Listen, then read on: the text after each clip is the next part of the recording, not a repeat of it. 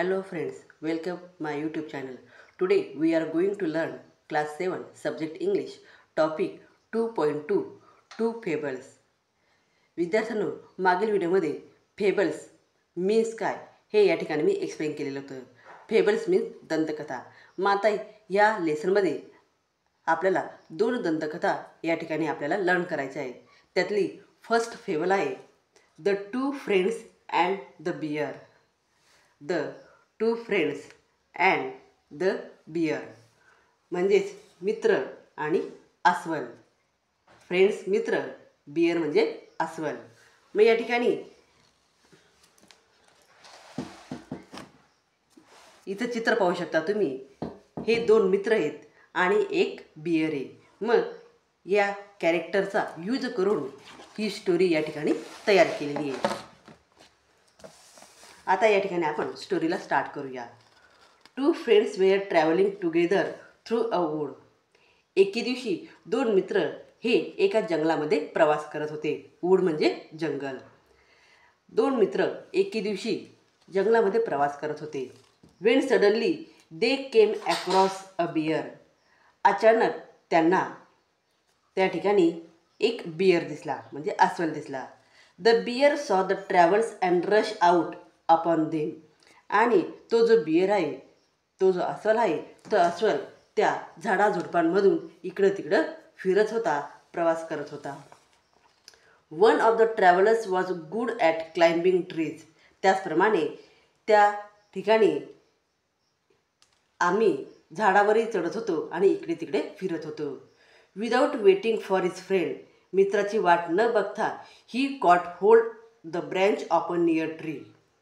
जेव्हा त्या दोन मित्रांपैकी एका मित्राने बघितलं की ते बियर हे त्या झाडाझुडपामधून आपल्याच दिशेने येत आहे, तेव्हा त्यातला एक मित्र हा झाडावर चढून गेला. At climbing trees. क्लाइम्बिंग म्हणजे चढणे, ट्रीज झाडावर.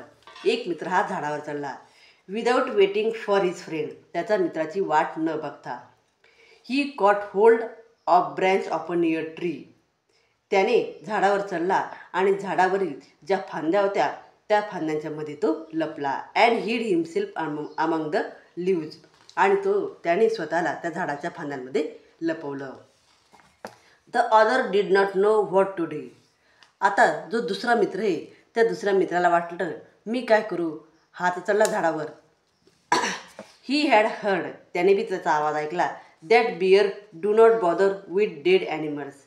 मग त्याच्या लक्षात आलं की बियर म्हणजे अस्वल हा जो प्राणी आहे, तर हा प्राणी जे मेलेले ॲनिमल्स असतात तर त्या मेलेल्या ॲनिमल्सला बियर हा खात नाही किंवा काही त्रास देत नाही. ही गोष्ट त्याला माहीत होती. सो ही थ्रू हिमसेल्फ. म्हणून त्याने तोच फॉर्म्युला, तीच आयडिया, तीच ट्रिक या ठिकाणी यूज केली. He threw himself flat down upon the ground. तो जमिनीवरती पालथा झोपला.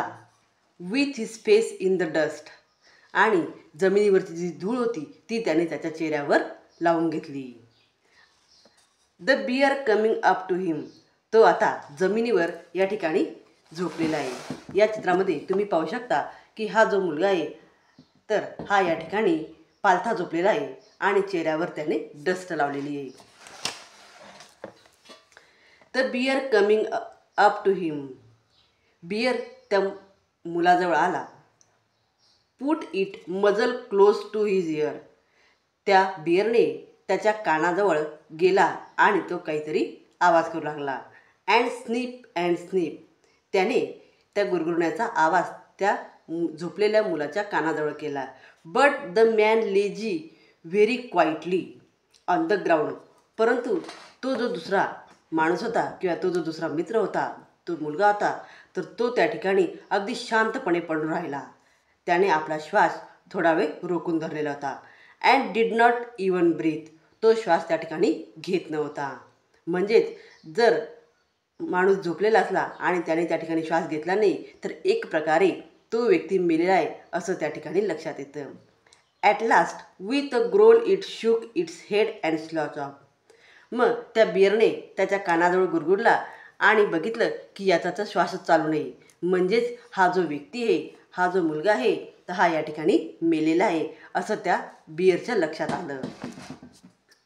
Then the fellow in the tree came down to his comrade.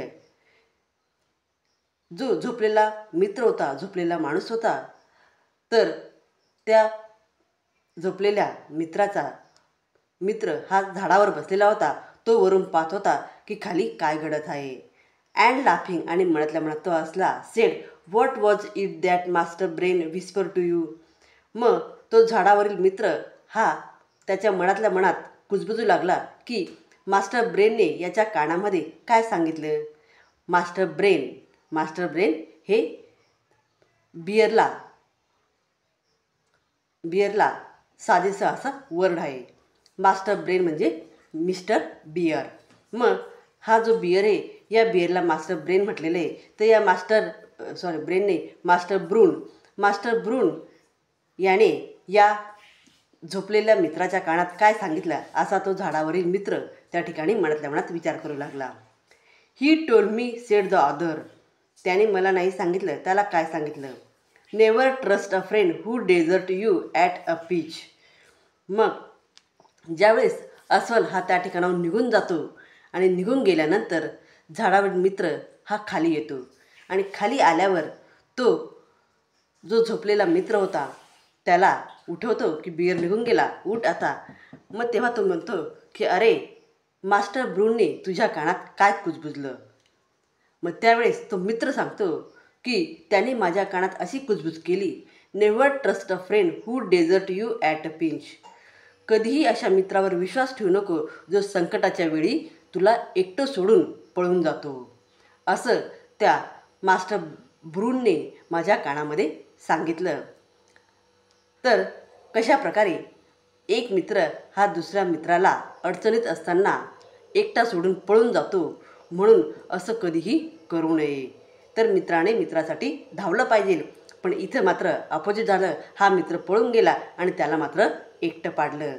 म्हणजेच अशा प्रकारे या स्टोरीमधून आपल्याला लक्षात येतं की संकटकाळी मित्राने मित्राला मदतही केली पाहिजे. तर अशा प्रकारे ही जी स्टोरी आहे, the two friends and the bear, या स्टोरीमधून आपल्याला एक छानसा संदेश या ठिकाणी आपल्याला शिकायला मिळाला. म्हणून प्रत्येक मित्राने आपल्या मित्राच्या संकटाच्या वेळी मदतही केली पाहिजे. तर विद्यार्थ्यांनो, अशा प्रकारे the two friends and the bear ही स्टोरी या ठिकाणी मी कंप्लीट केलेली आहे. विद्यार्थ्यांनो, तुम्हाला व्हिडिओ आवडल्यास व्हिडिओला लाईक करा, शेअर करा आणि चॅनलला सबस्क्राईब करा. थँक्यू.